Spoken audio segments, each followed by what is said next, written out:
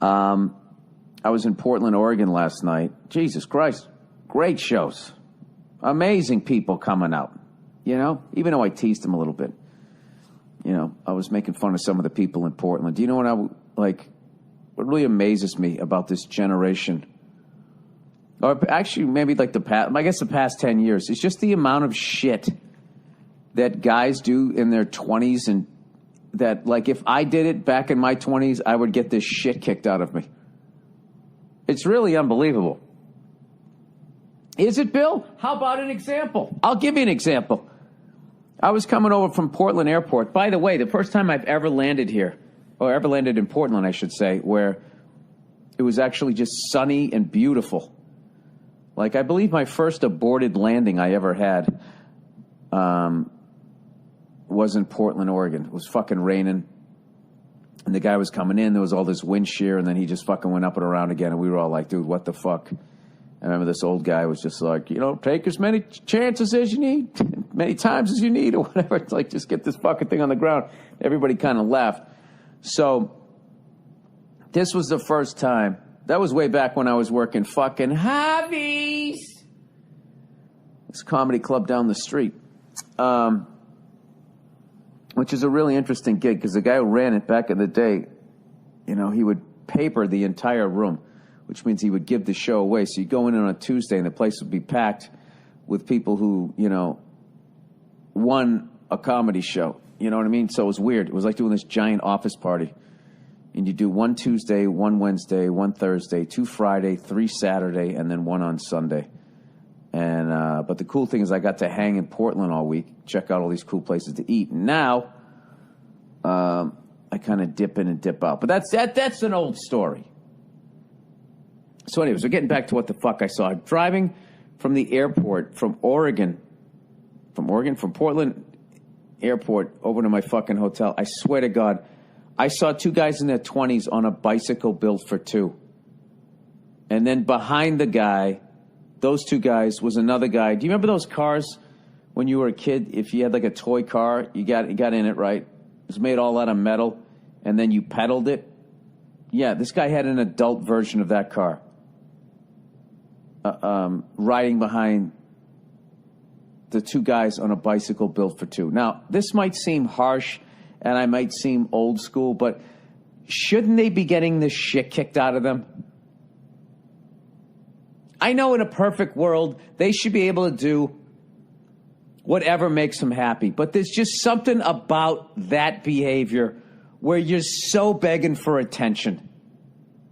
You know what I mean? You just can't get on a bicycle. It's got to be a bicycle built for 2. It's got to be a little toy car, and you're a fucking adult in it with your goddamn hipster beard. Like, I don't know. I'm really disappointed with the bullies in the millennial generation. You know, you're letting a lot of stuff slide. Is he advocating bullying? Something. A fucking spitball? Anything? I mean, I was in the middle of the pack when I was in school. I got bullied, and I bullied some kids. You know, I was right in the fucking middle. You know, I was background. I wasn't cool. I wasn't a nerd. I was just one of those people that filled out your class picture. That's all the fuck I was, you know? And I just felt like this pressure, like that somebody is not doing the job needs to get done. I felt like sticking my head out the window like fucking Ogre in that goddamn movie and just be like, nerds! Just something. I mean, how, as an adult, are you supposed to sit there talking to another adult with a waxed mustache and never fucking bring it up? You know, I don't know. I don't know. It's really is like, it's like how bored are you as a fucking person that you have to like become like a character? Like you go back and you watch a beer commercial from the late 70s or early 80s, and then you just decide that you're going to dress like that guy. But you're still going to be your douchey self, but you're going to have, you know, his mustache and hairdo and T-shirt. It's really fucking weird. I don't know. I don't know. Just the shit that bothers me. I'm having sort of a anger relapse. I was doing so well, and the other day I snapped in the car when this fucking person just, you know, took him like 9 tries to parallel park. And it actually felt weird to yell in the car because I hadn't in a good 3 weeks. So I tried to get it in check, but I think I let the fucking genie out of the bottle. So I need to sit down and work on myself again, because today when we were flying from Portland up to Seattle, you know, we were boarding the plane, and I was in the first group, you know, after people in the military, people with disabilities, people with kids, people with dogs that make them feel like it's okay to fly, people with acne problems. Like, I don't know how many fucking groups there are now before Group 1 boards. Group 1 is really like Group 26 at this point, right? You know? It's Blue Shirt Fridays. Anybody with a blue shirt can now board. Anyway, so we walk out into the tarmac to board, right? And I see this woman in front of me has stopped.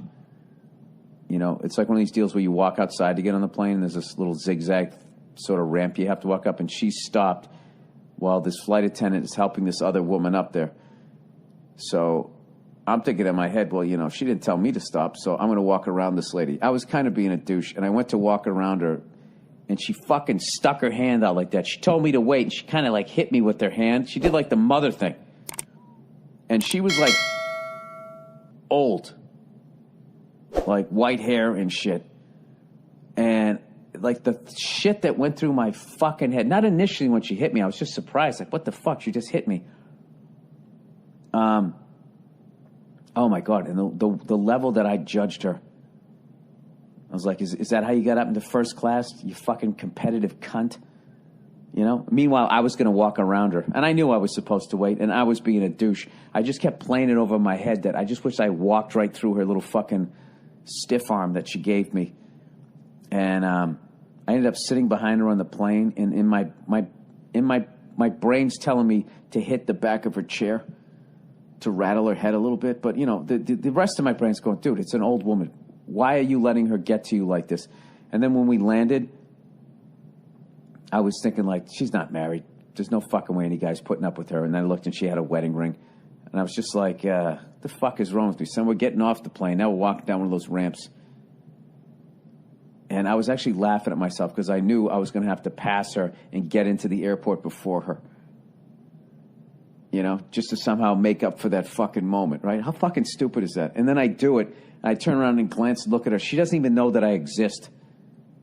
And I wasted all of that energy, you know, and probably took, I don't know, 40 seconds off my life with that level of just, you know, it was like legit hate. Like, I hated this person. I mean, I don't, like,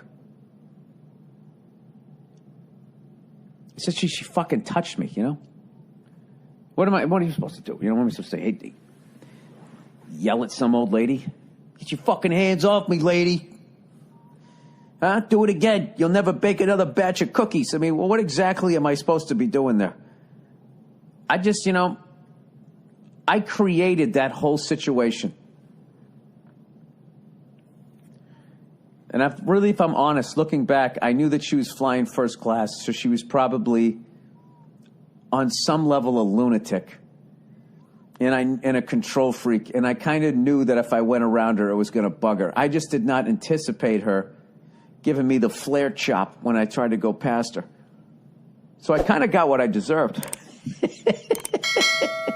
Oh, man.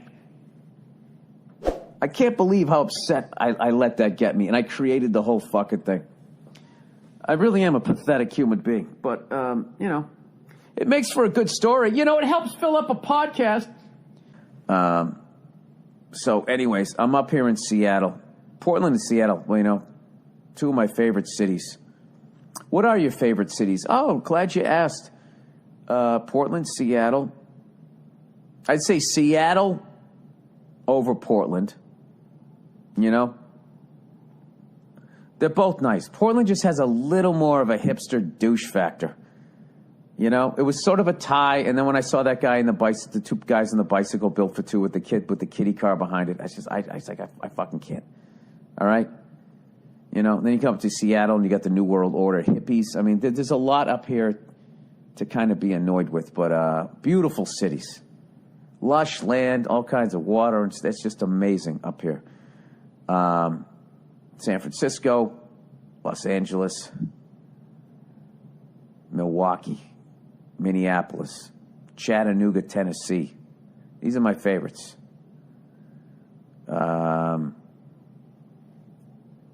Obviously, I'm from Boston. Cleveland, Detroit, Buffalo, Pittsburgh.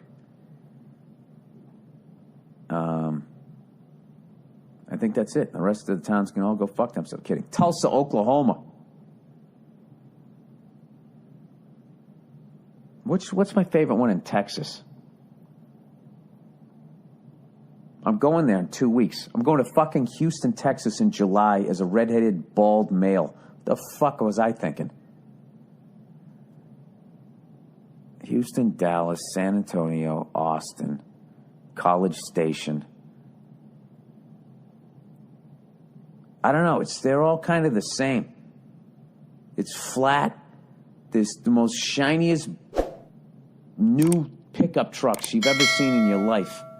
I've never seen so many shiny, brand new pickup trucks in my four-door pickup trucks in my life. They look like they just got taken right off the showroom floor.